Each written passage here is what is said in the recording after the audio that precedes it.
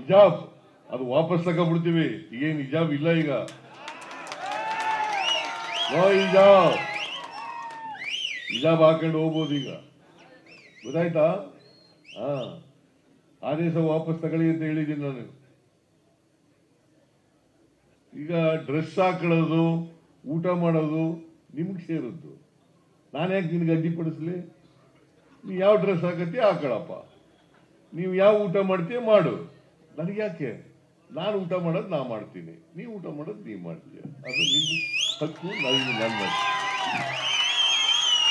Very simple, very simple. ನಾನು ಧೋತಿ ಮತ್ತೆ ಜುಬ್ಬ ಹಾಕತ್ತೀನಿ, ನೀನ್ ಪ್ಯಾಂಟು ಶರ್ಟ್ ಹಾಕಿದ್ರೆ ಹಾಕೋ ನೀನು.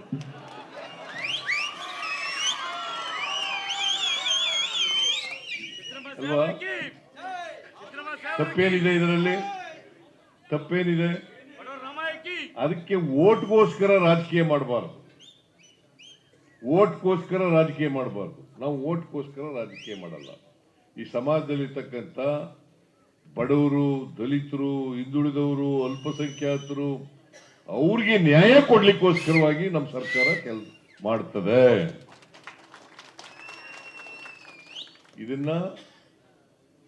ಇದರಿಂದ ವಿಚಲಿತರಾಗ ಪ್ರಶ್ನೆನೇ ಇಲ್ಲ, ಇದರಲ್ಲಿ ರಾಜಿ ಮಾಡ್ಕೊಳ್ಳೋ ಪ್ರಶ್ನೆನೇ ಇಲ್ಲ. ಆ ಕೆಲಸ ಮಾಡಬೇಕು.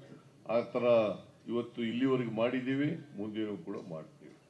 ನಮ್ಮ ಜೊತೆ ಇರಿ ಅಷ್ಟೇನೆ, ಸುಳ್ಳು ಹೇಳೋರ ಜೊತೆ ಇರಕ್ಕೆ ಹೋಗ್ಬೇಡಿ, ಮೋಸ ಮಾಡೋರ ಜೊತೆ ಇರಕ್ಕೆ ಹೋಗ್ಬೇಡಿ. ನಮ್ಮ ಜೊತೆ ಇರಿ, ನಿಮ್ಮ ಆಶೀರ್ವಾದ ಇರಲಿ ನಮಗೆ.